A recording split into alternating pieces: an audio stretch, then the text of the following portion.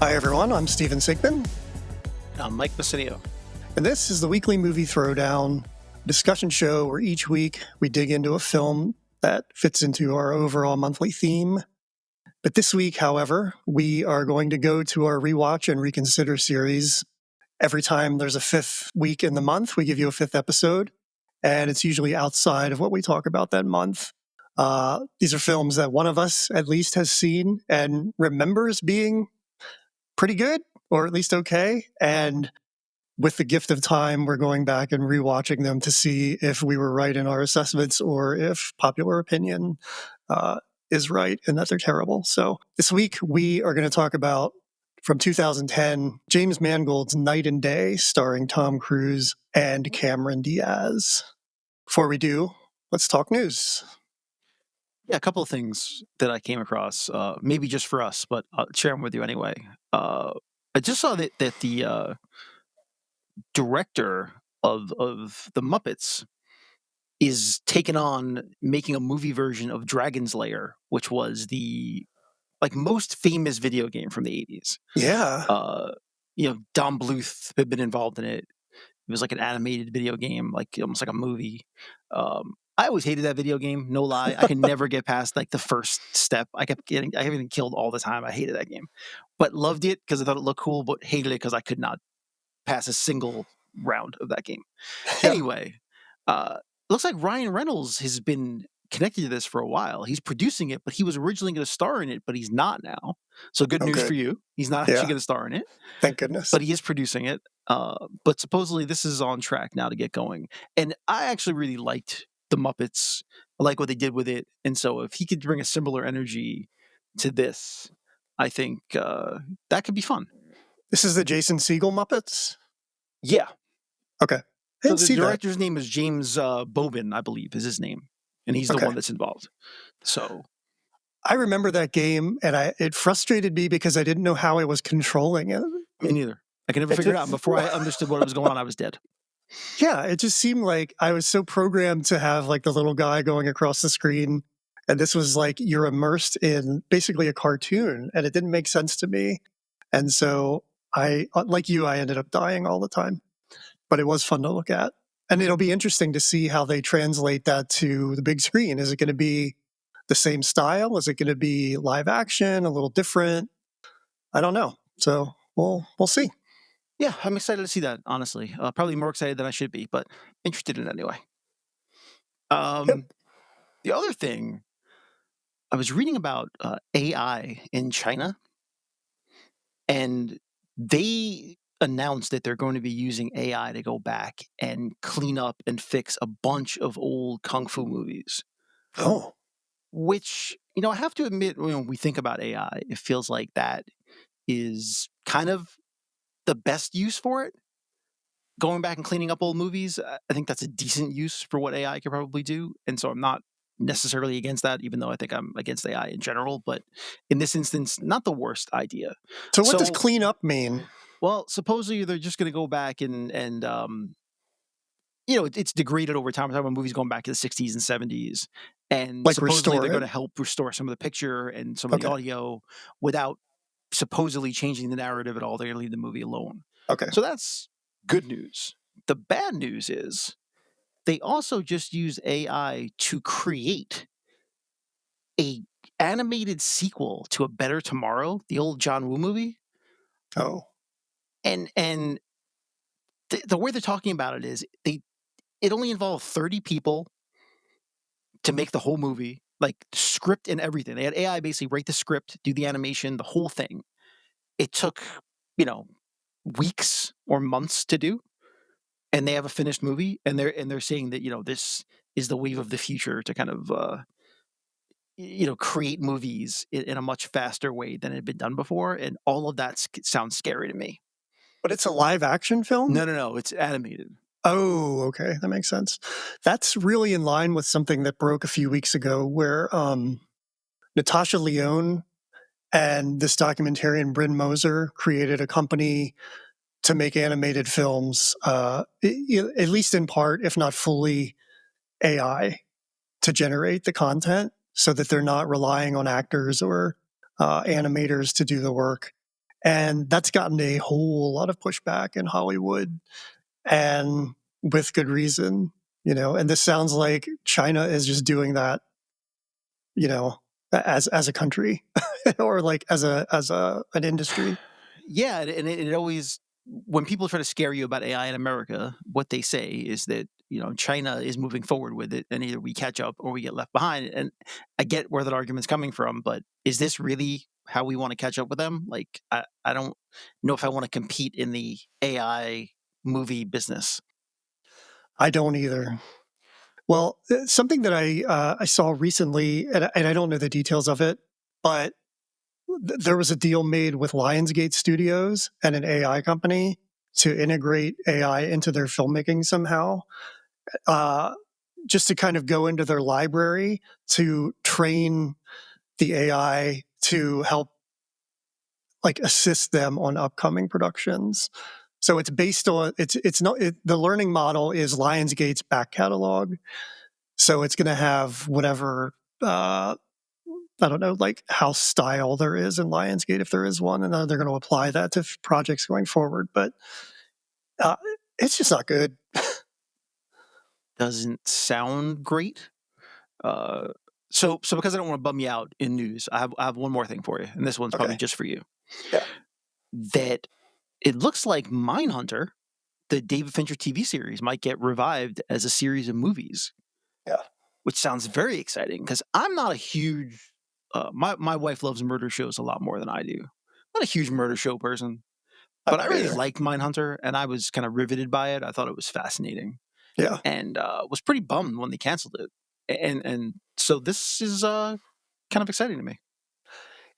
It's a crazy expensive show to make. And I think that was a big concern early on for Netflix. This is just my guess when they were still sort of establishing their slate of original programming because that was pretty early on. I think it got canceled in 2020. So it was up there with like House of Cards and Orange is the New Black, maybe right on the tail end of those, but I don't think Netflix had the money it has now. So maybe they're a little less concerned about dumping a ton of cash into a David Fincher project. He has a deal with them anyway. I mean, he's already making this Cliff Booth film.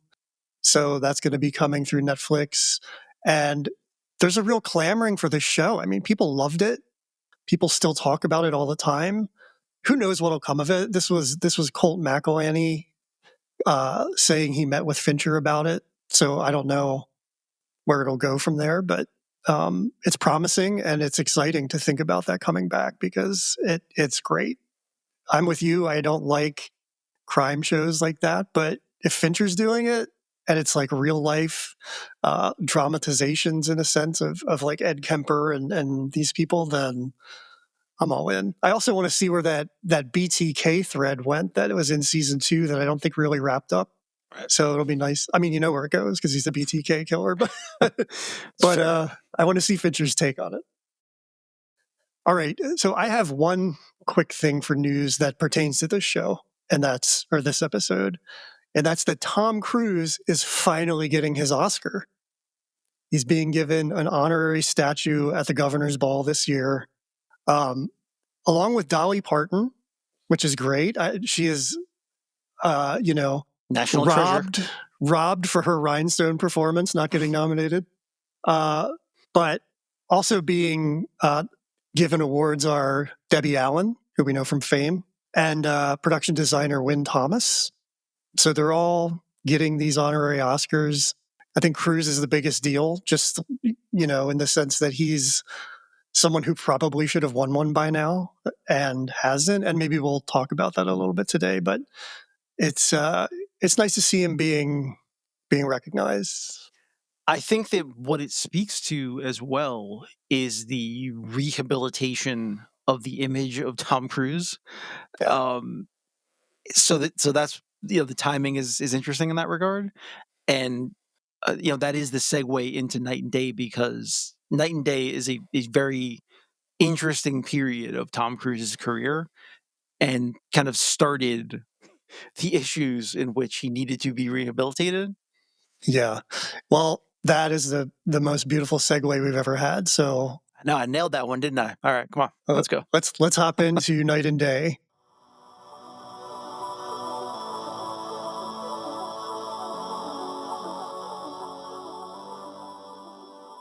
I brought this to the show because I remember really enjoying it the first time I saw it. And I had no idea, much like Tom Cruise, it turns out, with the world around him, that there was any kind of negative response to this film.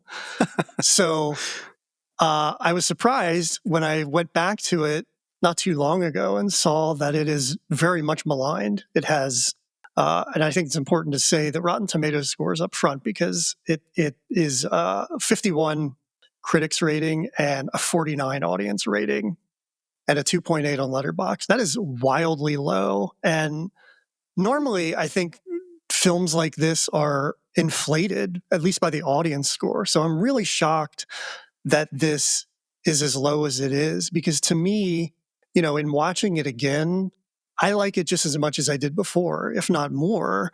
To me, it feels kind of like a fun, globe-trotting James Bond film with maybe less of an interesting villain, although James Bond villains aren't really that interesting either sometimes. But I really don't understand the hate for this film. What are your thoughts on it? Yeah, agree with you, and that's why I do think it talking about the specific time that it was made and feels like there's a lot of extraneous issues around it. But yeah, you have a very competent director in James Mangold, who we discussed already Yeah. recently, who I don't really think does bad work. I think almost everything he's done has been entertaining. You have two genuine movie stars, although that's debatable at the time. It's another thing we can Yeah. get into. I think Oh, that well. may be part of the issue. But two competent actors who have good chemistry, who are both really good in the movie, and it's a fun ride. And I'm with you. I've always liked it. I've always enjoyed it. I think it's a pretty breezy movie. It moves by pretty quickly. Yeah. I'm never bored by it. It's got some great set pieces, but there's just not a lot of love for it. It's not complicated either. It's a very simple story of a woman who gets, and I do think it's from Cameron Diaz's perspective.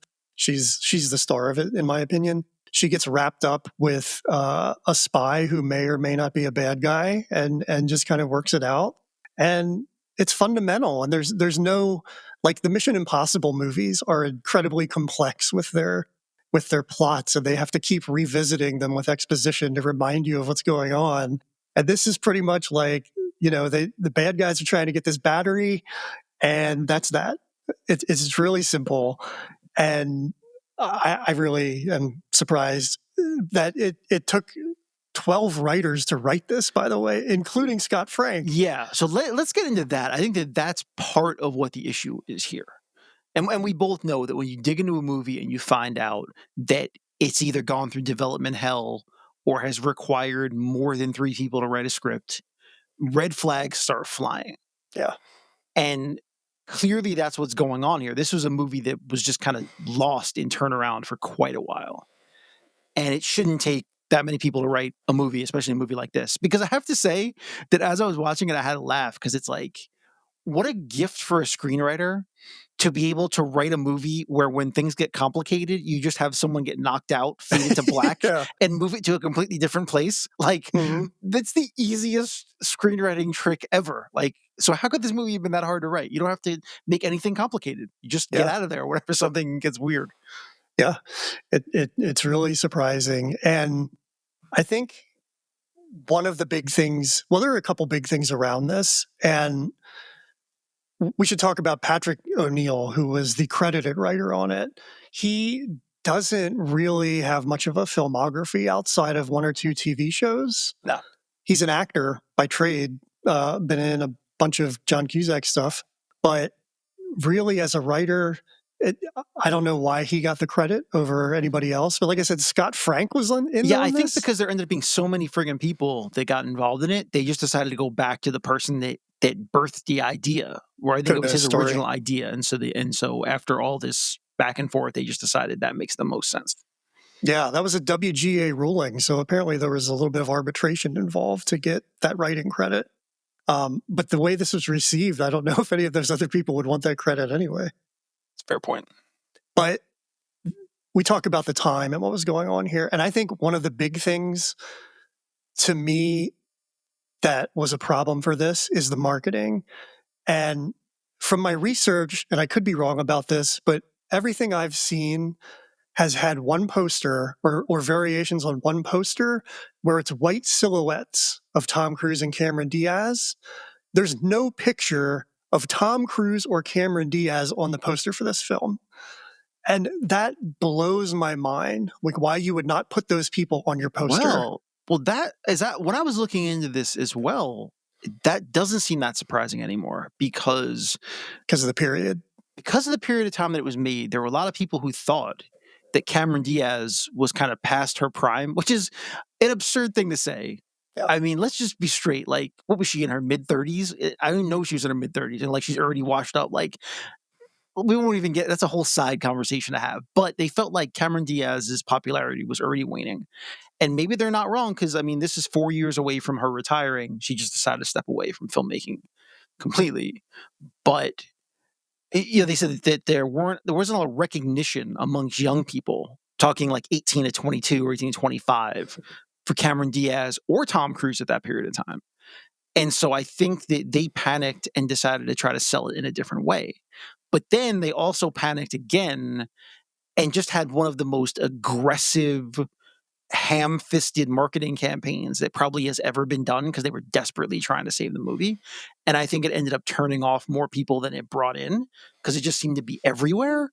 And I just think that it really was a detriment to the film. Yeah, I don't understand. I mean, I get what you're saying about them sort of not appealing to the 18 to 25-year-olds, but there's still a huge audience that would go to see this. I don't even know if that's the audience for this film. To me, it feels like an older kind of moviegoer would want to see it. I 100% agree, and I think that's a bigger conversation as well, which we won't have here, about this obsession with trying to get in young people. Whereas you're right, this was a movie that would have appealed to older people. I don't think James Mangold makes movies for kids. That's not really his thing. I think he makes movies that skew a little bit older. Even a superhero movie isn't for kids. Right. I just don't. So I'm not sure why you were trying to chase the young audience with a movie like this. Someone compared it to Charade, which I thought was a pretty decent comparison, just with a lot more action. Yeah. But the idea of it is kind of similar to Charade, which no one knows what Charade is. It's an old movie from the 60s with Cary Grant, Yeah. Audrey Hepburn. It's a wonderful movie. It is. Directed by Stanley Donen. It's a really good time. So the vibe is kind of like that almost, globetrotting and like this air of international mystery and things like that. But just with a lot more explosions than this one. I think another thing that there were a lot of outside elements at work here, and we'll get into Tom Cruise in this era. But for the film itself, something that's interesting to me is like we talked about Game Night last week and how that was sort of post Hangover in kind of that bro comedy era. And this comes out in 2010, which is a year that is riddled with IP. And I think it suffers from having, a unique idea. It's standalone characters. Let me just really quickly read to you the top 10 grossing films for that year, and you'll see what this was up against. Number 1, Avatar, Toy Story 3, Alice in Wonderland, Iron Man 2, Inception. That's the outlier, but it's Christopher Nolan, so he gets a pass. Harry Potter and the Deathly Hallows, Despicable Me, Shrek Forever. So I guess Cameron Diaz is at least getting a little bit of love this year. How to Train Your Dragon. That's the top 10. There's not a single standalone film on there except for Inception. So Wow. the idea of putting an action comedy romance out in the middle of that with sort of like unknown characters feels like it's bound to fail. And we should note that this made its money back, but it made like 2/3 of its money overseas, which tells me that the American audience kind of wasn't into it, but the rest of the world is. And I think that could be something with Tom Cruise and where he was in that period. And it's actually surprising that this did so well overseas because it's very dialogue heavy and things like that don't really translate very well often to ticket sales. So, I think the rest of the world has it right with this film, and America is just like, dropping the ball with it. Yeah, maybe it was the canary in the coal mine of original films and IP. And there are a lot of action comedies coming out at this time too. Just in 2010, you have The Other Guys, which is pure comedy with a little bit of action in it. And I think that's the formula that this kind of goes a little different direction with. I think it's kind of equal comedy action. So it's good that you mentioned that, Yeah. because what I didn't know is when this was in development hell, the initial person that it was offered to was Adam Sandler. So you're right. I think they were going to make this much more comedy oriented and much less action. And then when he turned it down, Chris Tucker was involved. Chris Tucker was on board with Eva Mendes, who was also in the Other Guys, strangely enough. Yeah, that's crazy, right? But a few other things that came out, that also Gerard Butler was in the running, which would have been a friend of the pod, Gerard Butler. Yeah. Scott Pilgrim came out that year. The A-Team, which maybe unintentionally comedy, I don't know. See our episode about that. And Red came out that year, which is maybe one of the first Netflix things. Was that a Netflix thing? It feels like a Netflix thing. No, it wasn't. Okay. But we'll talk about that too. But those were the kind of the things it was up against, and they feel much more comedy than action to me. And this has a great balance of the two, which I don't think you see very much of. Maybe that was a turnoff. And what we were talking about, which I'll bring up now, is that this movie ends up looking much better in retrospect, because this is still a genre that everyone seems to be trying to crack, as evidenced by the ton of straight-to-streaming movies that are just like this, most of them starring Mark Wahlberg. But even this past year, when they put out Back in Action with Jamie Foxx and Cameron Diaz, her long-awaited return, which is almost exactly like this in some ways. Can I say that feels like the sequel to this? It could have been. Right. That would have been an amazing sequel, would have brought attention back to the original. People would have revisited it like we are now, and turned out that it's awesome. Yeah. And I think that by watching all these other movies not be very good, going back and watching Night and Day, it almost starts to get better as the years go on, in comparison to all these other movies who are trying to still find a mix in this genre and get it to work, and it's still not really working. We might as well talk about Tom Cruise and what's happening at this point, because he's kind of in a hole. Yeah, a hole he dug for himself, definitely. Yeah. So we'll get back. Let's put the timeline in place. Yeah. So 2005, he's promoting War of the Worlds. And this is the year of the infamous couch jumping Oprah appearance, when he first meets Katie Holmes. And things kind of start to go downhill from there. Also, the Matt Lauer interview in 2005. The Matt Lauer interview is, I think, the following year. Or it could be the same year. I could be wrong. I think it's later in the same year. Yeah, it could be later in the same year. So both of those things happen around the same time. And it's partially why he falls out with Steven Spielberg, who's very upset that he kind of ruins the promotion for War of the Worlds with all this stuff. I read that he had, I don't know if this was true for other films, but he had a Scientology tent on set. And I don't know what that means. I'm assuming it's a tent like you would see at a festival or something that hands out literature. But that was on set. Wow. And this is also around the same time that he cuts ties with his publicity team. Uh-huh. And this is when he hires his sister to be on his publicity team, to run it, instead of the team he'd had before.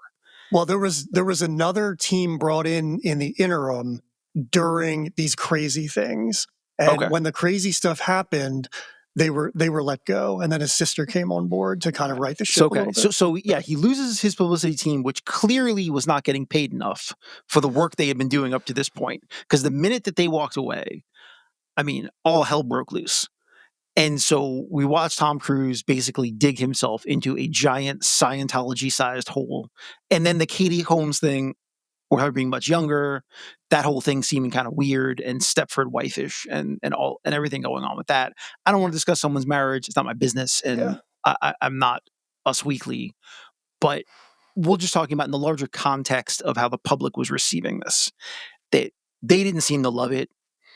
And it just turned his image from being kind of an affable movie star to becoming something slightly darker and weirder. And I think that people were not responding well to it.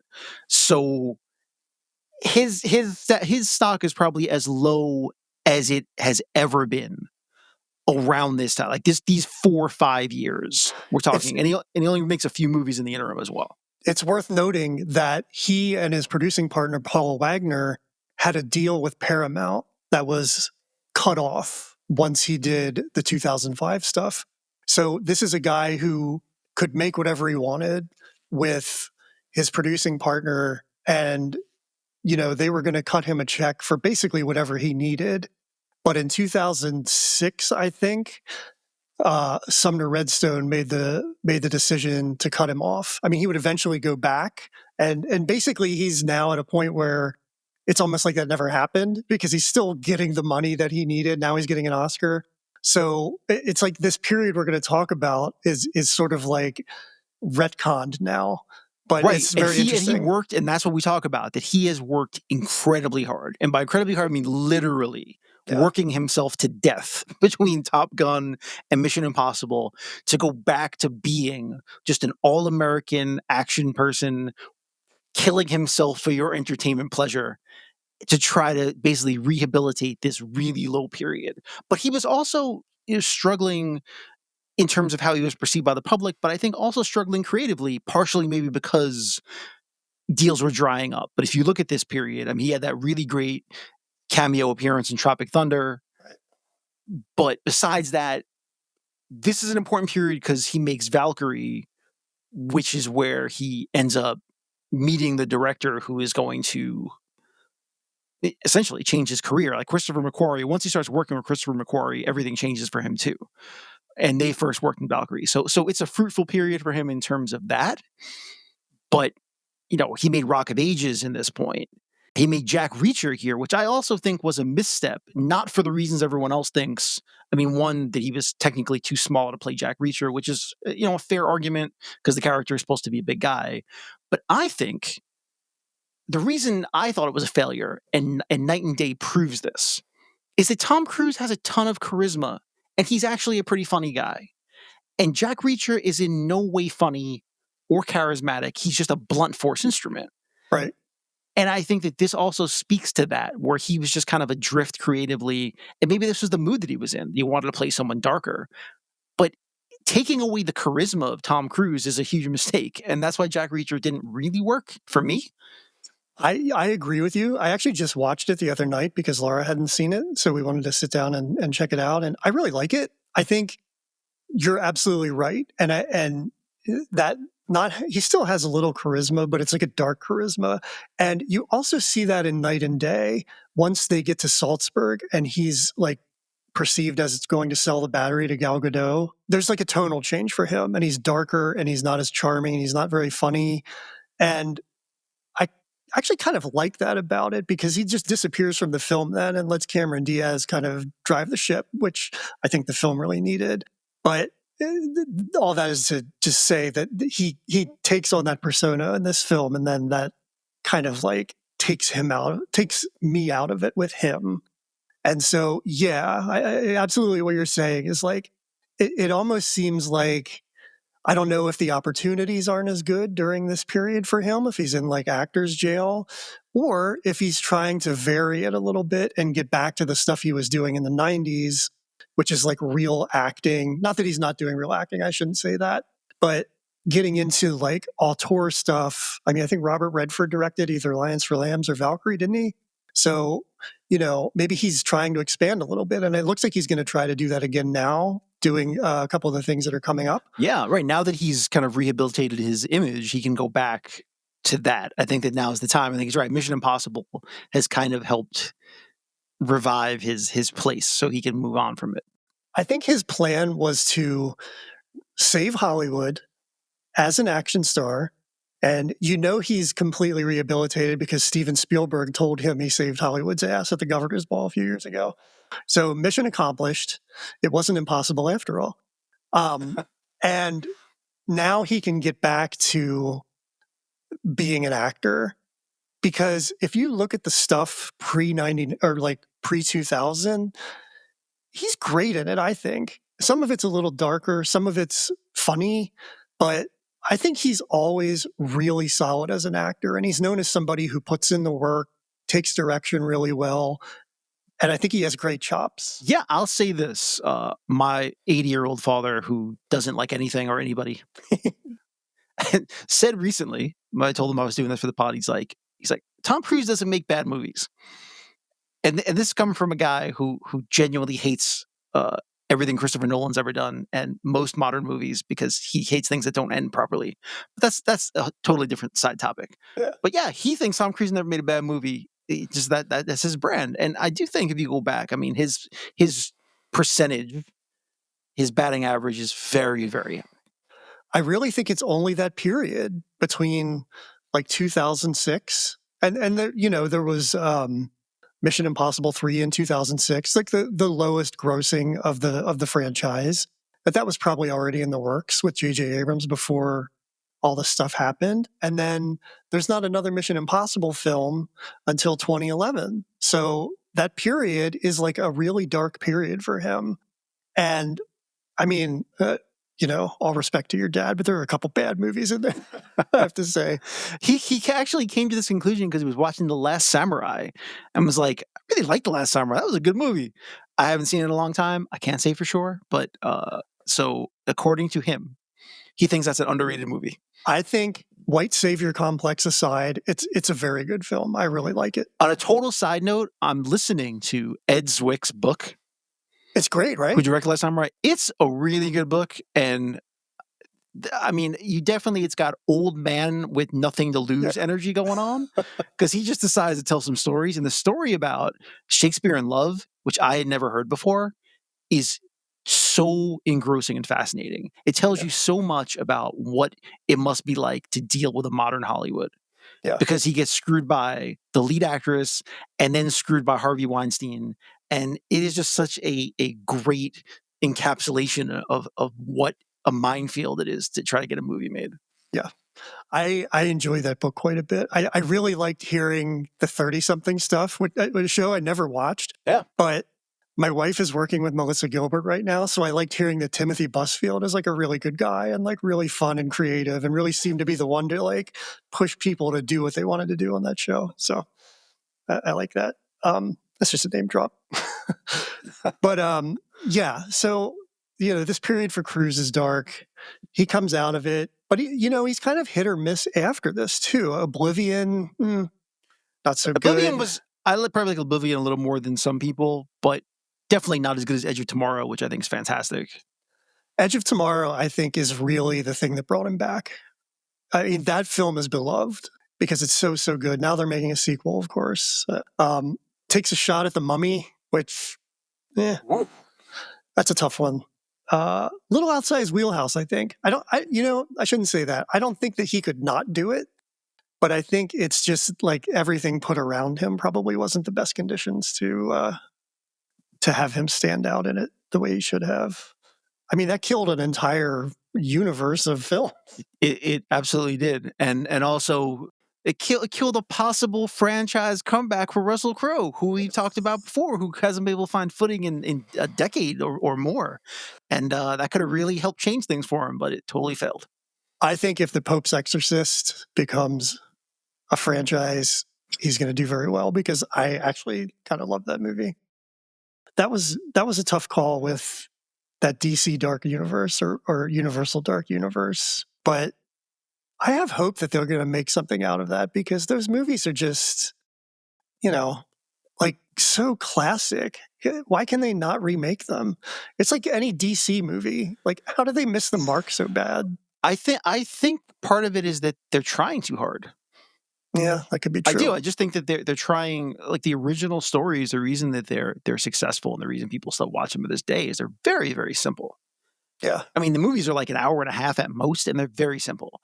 You try to expand it into this giant universe and do all this myth making and do all this stuff, and you get like the characters and everything just gets lost in this jumble of mess. And I think that's part of the problem. I think they're trying to make it modern and making it too complex. Just keep the original ideas and keep the story short and tight because the characters have always been interesting and the stories are just there. We should just embrace Monster Squad, right? That's where everybody comes together. 100%. So there's one more thing I want to talk about that I think is pretty interesting in 2010 with this. Tom Cruise it's a crazy year of sliding door scenarios for him, because he was initially offered the role of Salt in the movie Salt, which he turned down. He wanted something that was less Mission Impossible like, and I don't know if Night and Day really fits the bill for that. But Right. of the things I'm going to talk about, it probably is the best version. That was rewritten for Angelina Jolie, so she becomes Salt. I kind of like that movie. I think it has a lot of flaws in it, I but really like Salt too. I think that's a good time. she's a great action star. Also that year, he was at least in talks to be in The Tourist, also with Angelina Jolie, because that seemed like a spy thriller that was less Mission Impossible and more something different altogether. Drops out of that. Sam Worthington steps in. He eventually drops out. Johnny Depp comes on board. So this is a year where he could be in Night and Day, Salt, or The Tourist. Those are his choices in 2010, two of which Angelina Jolie ends up in and probably gets the short end of the stick. And if, if Night and Day has you coming out on top, that, as much as I like it, I wouldn't say it's a perfect movie, but of the three, that's not bad, and that's not saying much. Right. In some ways, you could argue he makes the right choice. The movie just ends up not working. But yeah, so I think that the Heap also puts a stamp on this one too. That they said he came in with ideas of his own for how the character was supposed to be, and so he was involved in probably writing the script. So that's another person bringing ideas. 13 writers. Yeah. There was also an original director, Tom Dye, who was on board before Mangold. Hasn't done a lot, done some TV and a couple other things, but for whatever reason, he hopped off the train, and we ended up with Mangold. He's interesting because outside of this, there's nothing really comedy based in his filmography. It's all very much drama or kind of straight action. And he never really returns to anything with a more comedic tone, I don't think. I mean, Logan has some quips like, Wolverine does, but and also Indiana Jones and the Dial of Destiny, Indy's kind of a quippy guy, but there's no real comedy anywhere to be found in his filmography outside of this, which I think is pretty interesting. No, maybe it scared him off after seeing the way this went. He does have something coming up that could be comedic. It's called Crenshaw. It's about a kid who has an imaginary cat as a friend during like these hard times with his family. Yo, I'm pretty sure that's based on a book of ours. Oh, I'm really? pretty sure it's based on a Macmillan children's book, Ooh. Crenshaw. I wonder if it's funny. Probably not. As I'm saying it, it sounds like this kid is like escaping from a terrible situation. Yeah. So Mangold not really known for his comedy chops and kind of recognizes his limitations, I guess, as far as his filmography goes. But yeah, and I do think, in terms of Cruise's filmography, where we go here, and I think that Mission Impossible 3, besides being, J.J. Abrams, looks a little bit like a TV show. It looks a little bit like Alias, honestly. That's what Mission Impossible 3 feels like. But it's also not really funny at all. It's very serious. And this helps, maybe I'm reading into it, but to me, it almost seems like this movie helps Tom Cruise find the tone for where Mission Impossible goes forward. Yeah, because the first 3 movies aren't particularly funny, and they start dropping a bit more levity and comedy into the next 4 movies, especially when they bring in Simon Pegg, and there's all these things about him being a bit overwhelmed, a little bit like he is in this movie, and taking punches and kind of dealing with, but feeling like I have it under control, like even though things are not going well at all. And I do think that he brought a little of that going forward into Ethan Hunt.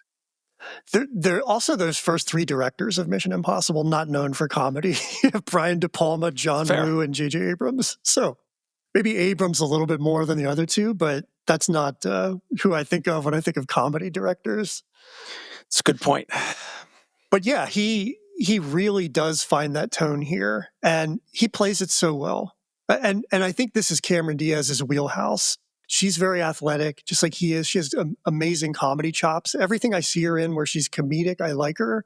Anything outside of that, it doesn't really click for me. So the 2 of them together in a film like this, and they also did most of their own stunts. Yeah. Yeah, I think this is one of my favorite Cameron Diaz roles, which is another reason why I'm surprised it did so poorly. I think if you like her, you would really love this movie. I think this plays into all of her strengths. And there are a couple of scenes in this movie where I just feel like, did they just cast them because they wanted two people with the biggest smiles they could find in Hollywood? Because yeah, they both have big Hollywood smiles. We'll just say that. What do you think of their chemistry? I just think their chemistry's decent. I do. We could discuss Tom Cruise and his romantic history in movies and all of that. I don't think he's Yeah. necessarily great with that. But I do think that they have decent chemistry. I think they genuinely liked each other. They'd worked together before in Vanilla Sky. I saw some interviews with them outside of this. One Mhm. particular one that I stumbled onto was they did an episode of, I think it was called, I think Top Gear, where they did, Yeah, yeah. and they actually raced a car around a track. Like that's Mhm. one of the things they do with all the guests. And they both raced it, and they ended up like 1 and 2 in the numbers in terms Yeah. of the lap. Tom Cruise almost flipped the car over, which is pretty funny. Trying to race to the end, but yeah, even in that, they seem to actually have a decent chemistry and seem to like each other genuinely, unless they're both really good actors who can say. But Yeah. I do think that I like the way they play off of each other in this movie. I do too. I do feel like it's a platonic chemistry though, because that's the Oh thing yeah, with Tom Cruise. It's like there's never a romantic energy. I don't know what it is, but it's almost never there. And if there's a moment of intimacy, as we know from the Top Gun scene, it's a little strange. It's just I don't know that they don't lean into that ever, and probably for good reason. But that stuff aside, I think they're great together. And like I said, I think that thing on Netflix with Jamie Foxx could have been this 20 years later or 10 years later or something, because it feels, even though I didn't watch it beyond 5 minutes, no, that's all I could take. It seems like a similar premise. And, you know, I think, I think it's good. I just really enjoy it. And the thing I really enjoy is that it's about a woman who's not like kind of fitting into the norms of society. Her younger sister's getting married. She gets proposed to and turns it down. And then she's kind of like in the middle and doesn't know where to go. And Roy Miller helps her to embrace who she is and to find these talents that are kind of peeking out all the way through. There are many times where he points out that she has skills. I mean, he calls something she does sublime, even though I think that was an accident. Also, a split diopter shot, which I really enjoyed seeing in the car chase at the beginning. right. But I love that empowerment, and I love that it kind of becomes her film toward the end. That that just makes me happy to see. We need more of that, and Cameron Diaz is like perfect for that. Yeah. I do also love the fact that I like Tom Cruise's character in the first third of the movie, Yeah, where he just seems like someone who is perfectly calm and fine with everything, even though everything is wrong at all times. yeah. And I really enjoy that energy where it's like, you're doing great, everything's all right, like it's going well, it's still blowing up everywhere. I get a kick out of that. Just think that's a fun side of him that we don't get to see all that much. I wrote a note in my as I was watching it that does he believe that, or like is he that cool about everything, or is he just saying that to like assuage her worry over what the insanity that's happening? I don't know which is the Yeah, I answer. don't. Right, I actually don't know either. Part of me feels like he's just completely delusional and just decide I've got this under control no matter what. It's fine. Well, and that plays into the idea that he's like this rogue agent too, because he's like controlling this stuff, and he's sort of operating on a different level because he's just out there. But yeah, I mean, the way he handles the fight scenes, like that's the thing. He brings that comedy to those scenes, and it really just sets a perfect tone for this film. And I think people will probably have complaints about that, but if you look at everything else around this time, that's a comedy. It's right down the middle. I think comedy, action, and perfectly handled. Yeah, and what James Mangold said more than once when I was listening to him talk about the movie, he said the movie is a fantasy. It's supposed to be. That absolves it of a certain realism. We're not Right? making Christopher Nolan's Batman. We're not going for hyper realism in all of this. Like that's not Yeah. what the point is. It's supposed to be a fun fantasy escapist action movie. And I think it succeeds on those levels. If you're looking for something else, then this probably isn't going to work for you. But if all action movies are partially silly to begin with, and you go with them or you don't, maybe we believe that more because we grew up watching action movies in the 80s. Yeah. But I expect my action movies to be partially silly. That's what I sign up for. So this is 100% in my wheelhouse, and that's what Mangold was trying to do. That's why you get those scenes where people get knocked out and then we change location, because it's not important. The whole point of it isn't to feel real. It's to just kind of put you on a roller coaster, escape for a little while, see some fun things, see some great locations. Yeah. By the way, the locations in this movie are pretty fantastic. There are like 20 filming locations in this all around the world. I can't imagine that would ever happen today. I mean, the cost of that. I mean, the budget isn't like astronomical on this. I think it's like 117 million, but they must have been able to shoot that on the cheap, because you're all over Spain, you're all over Jamaica, you're all over the US. Yeah, and they actually shot that scene with the running of the bulls with actual running bulls. So Jesus. that was the scene. I mean, it's the thing that you watch and you're like, this must be fake. But it wasn't fake. It was actually driving a motorcycle with Cameron Diaz through bulls. So you see, that's where it loses me, because there's a scene where I forget the villain's name, the henchman, but he pulls out a machine gun, and the way Tom Cruise protects them from this machine gun fire is he pops a wheelie. Yeah. And I don't know how that would stop machine gun bullets. I mean, it would hit the gas tank, I would assume, on a motorcycle. Possibly. That was where it lost me, like 2/3 into the film. That was the one thing that I have a note on. Everything else, him using a whip to pull people up into the second floor of a castle, no problem. Come on, looked good though. It did look good. And this was like right before like Fast and Furious 5, where all rules went out the window anyway. So come on. That's true. It's fine. Yeah, I mean, it feels like we're kind of getting back to that 80s sense of like, there are no rules anymore, So I'm actually like happy about that, because we grew up on those movies. We grew up with Arnold Schwarzenegger carrying a tree in one hand and feeding a deer at the beginning of Commando. 100%. I'm also, okay with it. Because we watched action 80 movies, we're also used to action stars with no sexual charisma whatsoever. That's true. So that's the other reason we're fine with this. All right. I mean, is Tom Cruise, well, I guess he was acting in the 80s, but is 50-year-old Tom Cruise like 20 years too late? In some ways he is. That's why they call him a throwback. That's why we feel like Mission Impossible are throwback movies. Yeah. Interesting. He's got that asexual action energy going on. A couple of things I just wanted to mention in terms of the cast. This is a really early role for Gal Gadot, who has a really small part in this. But I think the only other movie she'd been in up to this point was, I think, one of the Fast and the Furious movies. So did Vin Diesel discover Gal Gadot? I don't even know. Maybe he did. Who can say?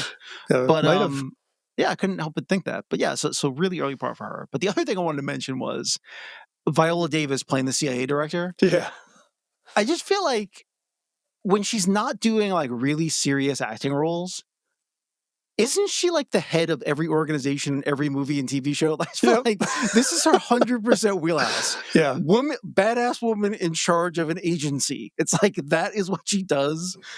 It's what she will always do, because she's in charge and everyone is okay with this. Like, that is that's what she needs to do. So it's really pigeonholing her into that role.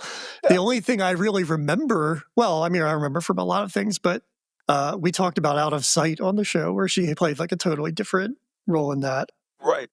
But yeah, it's really funny. Later in her career, she's like, I'm going to be the boss. And that's it the whole time. Good for her. I know there are worse things to pigeonhole into. But yeah, I just feel like everything I watch now, she's like the head of some agency, which is running the show. And when she's not being the president. So yeah. Right. She could do worse. Yep. That's right. She was the president in the new Mission Impossible, wasn't she? She was the president in the Mission Impossible. And she also plays the president in that movie I told you about, that Amazon movie, G7 or whatever, where they basically remade Air Force One. So right. Yeah. And she's the head of whatever that is in the DC universe. Okay. Yeah. Good for her. The only thing like the little tidbit I want to mention is that Celia Weston plays Tom Cruise's mom, and she's 10 years older than Tom Cruise, which I just always think that's funny. I was looking up the ages of the Golden Girls the other day for like apropos of nothing. And Estelle Getty was like 5 years younger than B. Arthur, who plays her daughter on the show. Uh-huh. I never knew that. That's insane. Oh, really? Yeah. Actually, there's a pretty fun article in the new, I think it's Variety on the website, where they did a panel with some of the writers on it, and they talk about a bunch of stuff. I saw that. Particularly how much B. Arthur and Betty White hated each other. Yeah. It's a pretty good read if you enjoy any of that stuff. You'd probably check it out. It's a good time. I saw that headline, and it did not surprise me that B. Arthur had a beef with somebody. She seemed like she would be that way. I know Betty White became like a national treasure when she got older, but I'm Team B. Arthur all the way, because we know that I love just straight up bitter sarcasm. So I'm Team B. Arthur 100%. Agree. Always loved her. All right. Before we devolve into a Golden Girls show here, did you have anything else you wanted to say about Night and Day? No, I do think that every year that we get more bad streaming action comedies, I think Night and Day is just going to grow in stature as the years go on. I really believe that. Yeah, it's like, yes, it's stupid, and yes, it's got a lot of plot holes and whatever, but you could definitely have a worse time for 2 hours than watching this movie. I think it's a lot of fun. I think if they put this out like next year, it will make a ton of money. And the reason I think that is because Tom Cruise is rehabilitated. He's made his amends. But just like you mentioned, all this Fast and Furious stuff, people like go in droves to see that nonsense. And so why would they not go to see this? It's really interesting. I mean, it's kind of a timeline thing. So yeah. I mean, how many movies could have been better off 10 years later or earlier? I don't know, but this is one of them.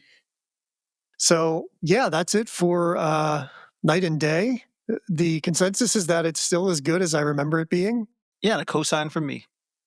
We've created an inadvertent Tom Cruise double feature, because next week we're going to talk about Collateral as part of our One Crazy Night month. So that's going to be really interesting to see the difference in acting, because I think Collateral came a couple years before this.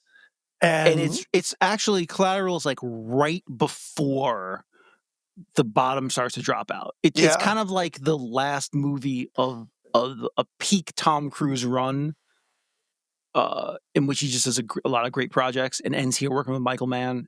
And then the following year is the couch jump, and it's like a straight slide down. It's going to be really interesting to see that after watching this, because he, as Vincent the Killer, he's incredible. And that's going to show off the serious side of him and just how good he can be. Not that this doesn't, but with no comedy, I can't wait to hear him say, "Yo, homie, is that my suitcase?" I'm very much looking forward to that. So yeah, that'll be next week. But for this week, highly recommend Night and Day. So look for it wherever you can stream it. Which you probably can't, but yeah, I had to get a Cinemax trial to watch this, because it was nowhere. I mean, did you get the DVD? Yeah, I got the DVD. Did you watch the extended cut? No, I didn't. I heard there was one, and I didn't watch it. From what I could tell, it was like her rummaging around the junkyard at the beginning to get whatever parts she was lugging back to Boston, and then like more of her job throughout. I think they made the right choice in cutting that. Yeah, sounds like stuff I don't need. Yeah.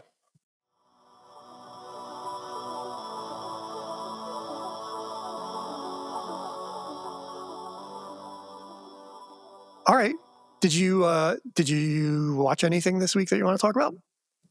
You know what? I really didn't watch anything, because I didn't have a ton of time. What I did go see, though, after the Tonys, they Smash on Broadway was closing because it didn't win anything, and so it was closing. It's closing like in 2 days. Yeah. And I'm one of the few people that watched that TV show, and I did too. I thought it was a decent time, and so I wanted to go see the show before it closed. So actually, what I did, I went and to go see that rather than watching movies this week. I thought it was fun.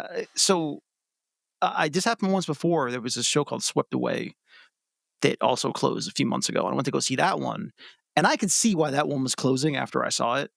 I just felt like this isn't going to appeal to a ton of people, and it didn't surprise me. This one though, it was a good time. I thought it was really fun. I thought it did a good job of like throwing back to the TV show, but bringing something new, and Mhm. also bringing some things that were different, but being a lot of fun. It was just a fun show about making a show almost, Oh, and good. I'm kind of sad and surprised that it's closing, but that's the economics of things. Is Swept Away based on the Guy Ritchie film? No, it's actually Thank based God. on songs, an album by the Avett Brothers. Oh, that's right in your wheelhouse. Yeah, that's why I wanted to go see it. But yeah, I didn't. As far as the show went, I didn't love it. And again, I could see why people would be turned off by it.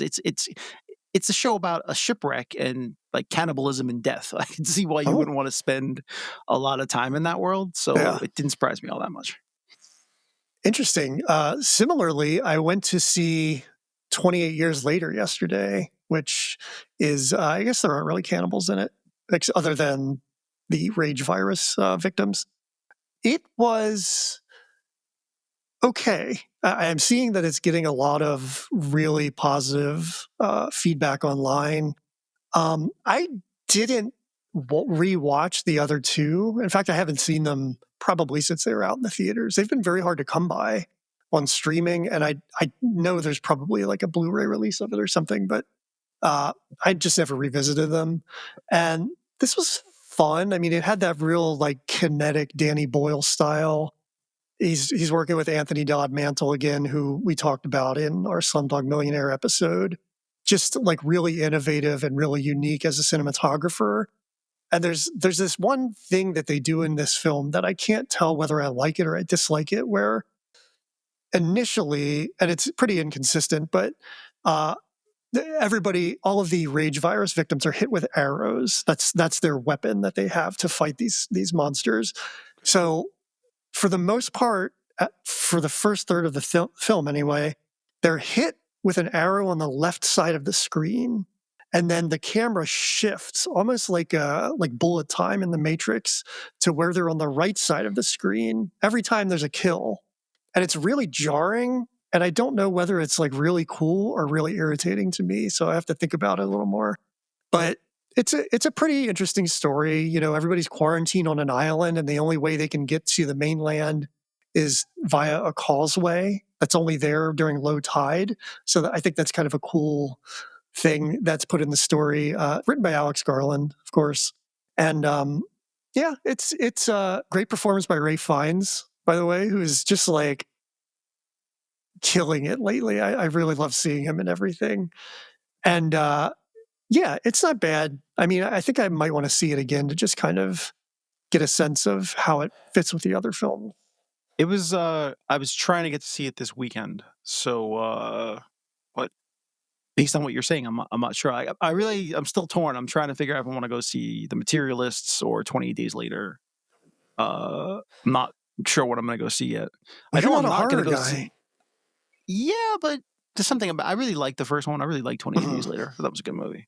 Um, I know I'm not going to go see Bride Hard because those reviews are terrible, and I'm thinking I'm going to wait for that one.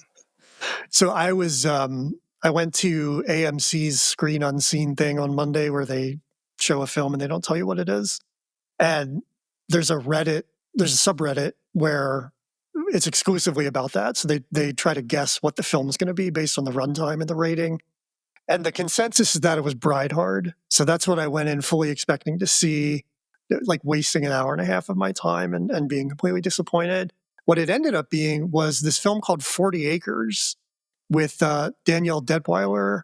And it's kind of this like dystopian future where there's been a pandemic and then a famine because of the pandemic.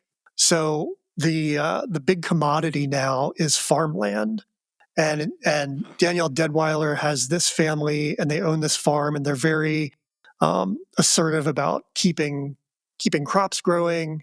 And then, as in most of these films, there are people who try to take the farm. They're marauders. Well, there's the tie-in. There are cannibals. There's like a group of cannibals that are roaming around, overtaking farms, and it was a lot more interesting than I thought it would be. I mean, she starts out at the beginning as this very protective motherly figure to all the people on her farm, very isolationist, not wanting any real contact with the outside world, though the farms do have like kind of a radio network. But when those farms are in trouble, she refuses to go help. And, it's a story of like opening up to community and getting help and sort of in the disguise of like the road. So it's more interesting than I thought. Of the two films, well, I shouldn't say that was the better of the two films I saw, but probably just as fun as 28 years later. I don't know if anybody else will say that anywhere in the world, but I liked it. So, Okay. I think that comes out in like a week or two. So if you have an extra ticket and you want to watch something like that, get to the theater and check it out. All right. Well, that's it for another episode. Next week, we're back with One Crazy Night Month. We're going to wrap it up, as I said, with Collateral. So join us for that. Going to be a lot of fun. And we'll see you then. So long.